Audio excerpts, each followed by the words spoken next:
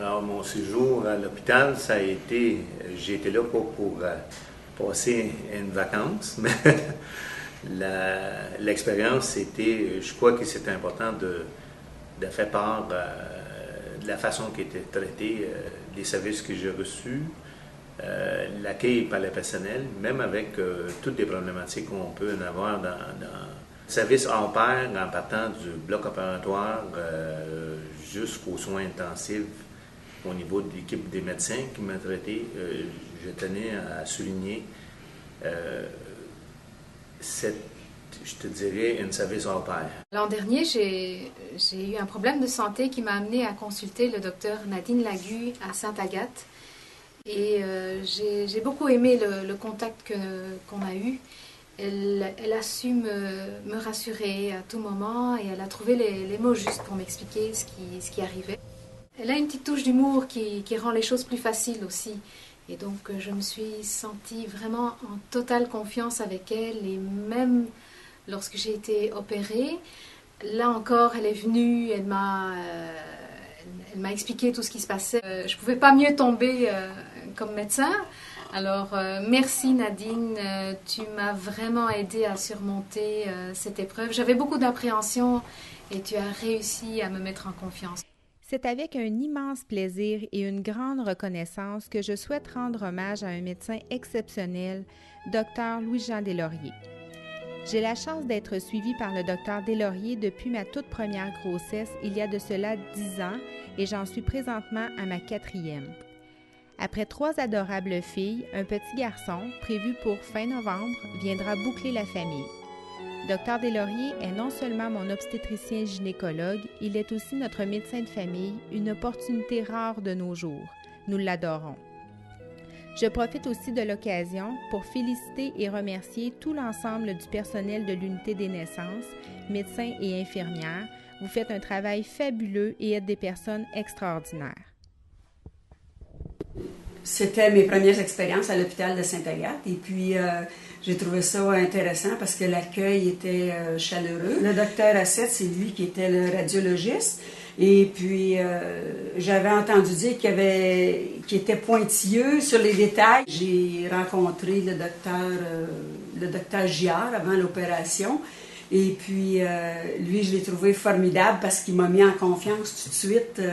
Il m'a dit qu'elle allait s'occuper de moi, mais d'une façon tellement humaine, tellement gentille. J'avais eu une mauvaise expérience précédemment en salle d'opération, puis avec lui, mais j'ai pas ressenti cette nervosité-là parce qu'il m'a tellement mis en confiance. Quand j'ai vu mon médecin de famille, docteur Jean-Marc Hébert, il regarde les résultats de tout ça, qu'est-ce qui s'était passé, puis il dit, vous voyez, il dit, docteur Assette, il a des yeux de chat. Fait qu'il dit, s'il n'avait pas détecté ça au tout début comme ça, bien, qu'est-ce qui aurait pu arriver, c'est que ça se soit vu plus tard, et puis avec les conséquences qu'on sait. Ce qui est arrivé, c'est qu'on se préparait pour un voyage en Grèce. On avait pris toutes nos réservations et tout. Oui. Et là, Benoît a eu un problème de santé. Ici à Saint-Donat, c'est le docteur Laflamme. Et tout de suite, parce qu'on a des très bons soins, elle a donné un rendez-vous à Sainte-Agathe pour une coloscopie et un scanner. Le docteur Alain Giard a tout de suite venu parler à Benoît, nous a dit, écoutez, la Grèce, ça va toujours être là. Tout simplement, il a dit, venez à côté, je vais regarder mon horaire, je vais vous dire quand je fais ça. Et puis la semaine d'après, Benoît a été opéré. Et il faut dire que le docteur Giard, durant les 6 jours, il est allé tous les jours lui rendre visite. Puis durant ton cancer à toi, comme il terminait sa chimio, moi, on a détecté que j'avais le cancer du sein.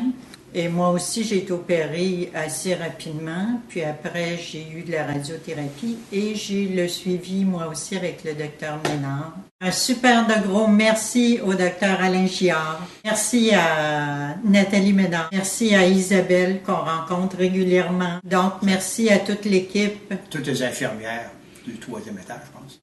Ce qui m'a beaucoup frappé, ce qui m'a beaucoup impressionné, c'est la qualité des soins que j'ai reçus, le côté humain des médecins qui m'ont traité, tant à l'urgence qu'à l'étage. Et après, j'ai eu un suivi et c'était jamais les mêmes médecins, mais tous les médecins ont été humains, ont été professionnels et j'en suis sortie pas traumatisée. Et ça, c'est quelque chose. Un merci bien spécial à une femme médecin qui a eu la bonne idée de me dire « Si vous étiez ma mère, je vous conseillerais telle chose. » Et comme c'était absolument pas dans ma façon de voir, elle est venue me chercher.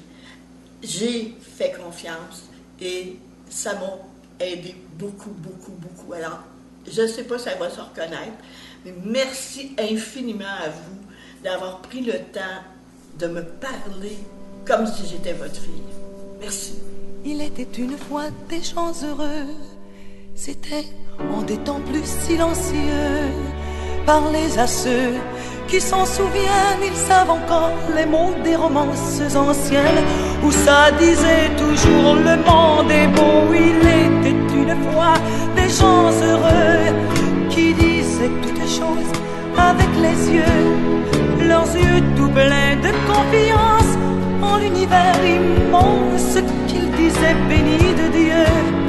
Il était une fois des gens de paix, mais vers les années de vent mauvais, à table il y eut des chaises vides, aux yeux vers les rides, il ne resta plus rien de vrai. Il ne faut pas chercher à savoir où s'en va le temps, il s'en va pareil aux glaces dans le Saint-Laurent. On fait toute la vie semblant qu'on va durer toujours, pareil au fleuve dans son cours. Et c'est peut-être rien que pour ça qu'on fait des enfants. Il était une fois des gens heureux et tout était si simple et merveilleux. Il y avait le ciel, il y avait la terre, c'était quand les mystères pouvaient rester mystérieux. Il était une fois des gens heureux qui disaient toutes choses avec les yeux, leurs yeux tout pleins de confiance en l'univers immense, éclair et juste et merveilleux, un univers béni de Dieu. Il était une fois des gens heureux, c'était en des temps plus silencieux. Parlez à ceux qui s'en souviennent, ils savent encore les mots des romances anciennes où ça disait toujours